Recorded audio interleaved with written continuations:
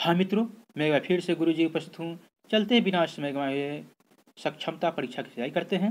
1 number से संज्ञा किसे कहते हैं? ए स्थान के नाम को, बी वस्तु के नाम को, सी प्राणी के नाम को, या डी ये सभी। इसका आंसर डी ये सभी। आगे चलते हैं।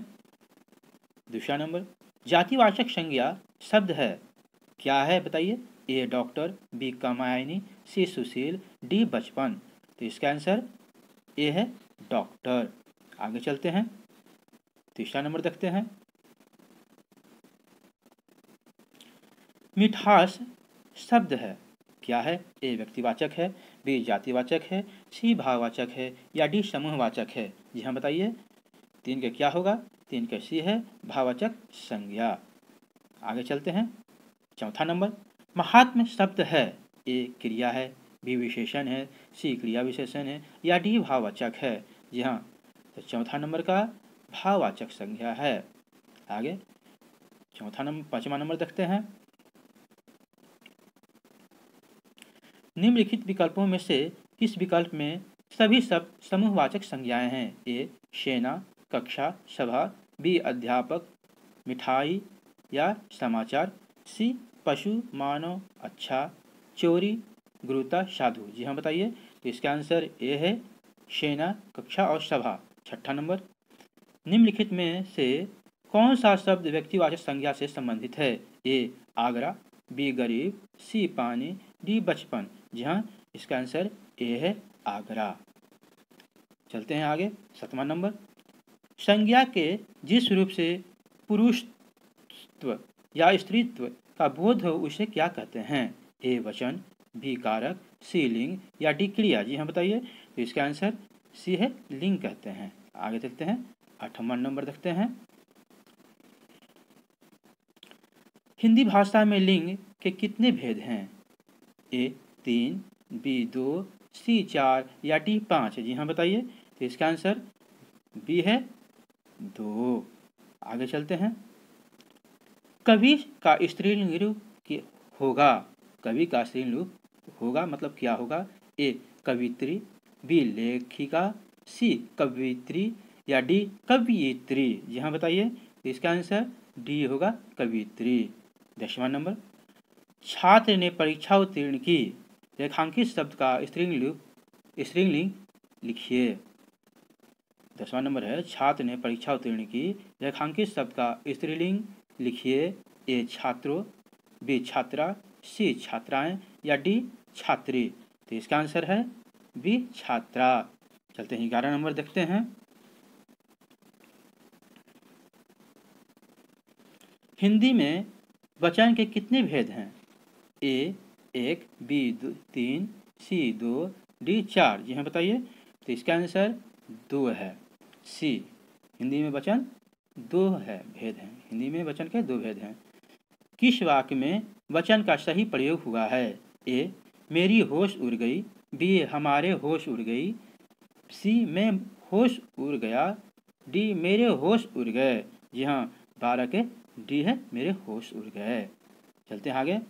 वाक्य में क्रिया का संबंध किससे होता है? ए लिंग से, बी वचन से, सी कारक से, या डी इनमें से कोई नहीं। इसका आंसर सी है कारक से। आगे चलते हैं। 14 नंबर, हिंदी में कितने कारक हैं? ए 10, बी 9, सी 7, डी 8। जी हाँ, तो हिंदी में 8 कारक हैं। 15 नंबर, राम ने श्याम को मारा। जी हाँ, राम ने श्याम को मारा। वाक्य में कौन सा कारक है? ए कर्ता कारक, बी कर्म कारक, सी करण कारक, डी अपादान कारक। जी हाँ बताइए। इसका आंसर ए है कर्ता कारक। आगे चलते हैं। दूसरा पार्ट का 1 से शुरू करते हैं।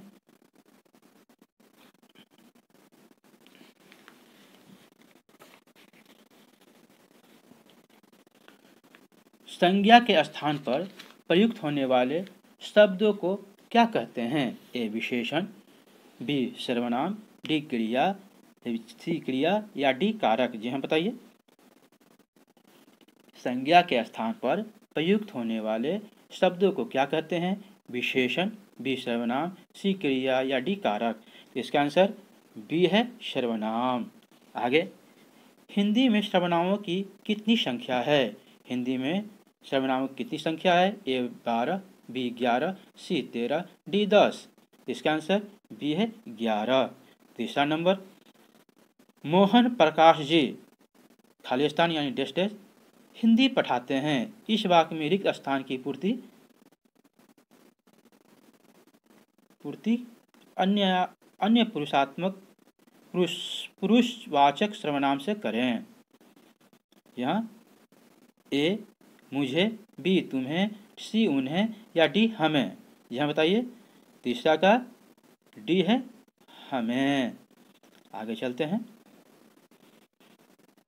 चौथा नंबर, मुझे शब्द किस प्रकार का सर्वनाम है? मुझे शब्द किस प्रकार का सर्वनाम है? ए उत्तम पुरुष, बी मध्यम पुरुष, सी अन्य पुरुष या डी इनमें से कोई नहीं। इसका आंसर है उत्तम पुरुष, ए। पांचवा नंबर, निश्चयवाचक सर्वनाम कौन सा है? ए कौन, बी कुछ, सी कोई, डी वह।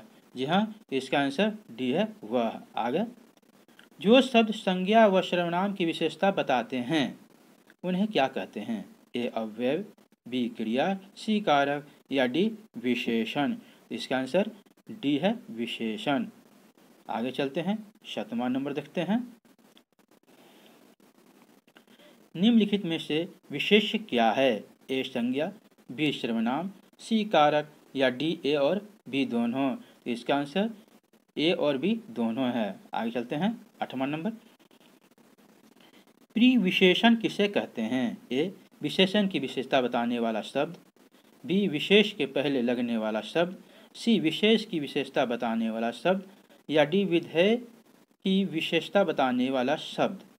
जी बताइए।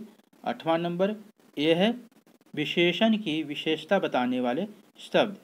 चलते हैं। 9वां नंबर देखते हैं।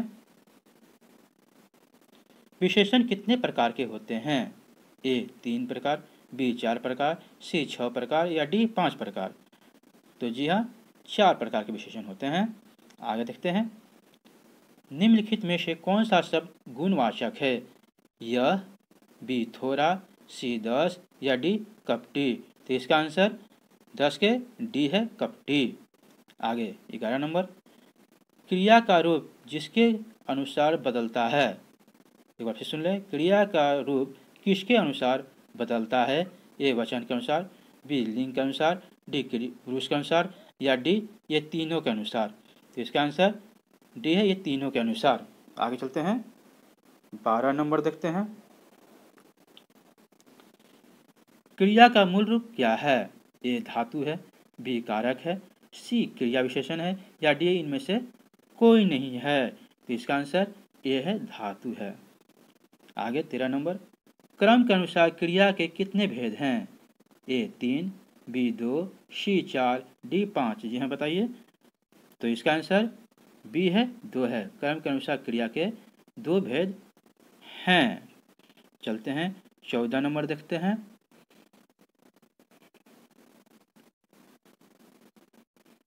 किस वाक्य में सकर्म क्रिया है? ए सीता हंसती है, बी मोहन जाता है, सी राधा दौड़ती है, डी राम फल खाता है। तो इसका आंसर डी है राम फल खाता है। 15 नंबर, किस वाक्य में अकर्मक क्रिया है? ए गीता खाना पकाती है, बी श्याम पत्र लिखता है, सी सीता गाती है, डी माता फल काटती है। जी हाँ, इसका आंसर सी है सीता गाती है। आगे चलते हैं। अगला चैप्टर देखते हैं 1 नंबर से।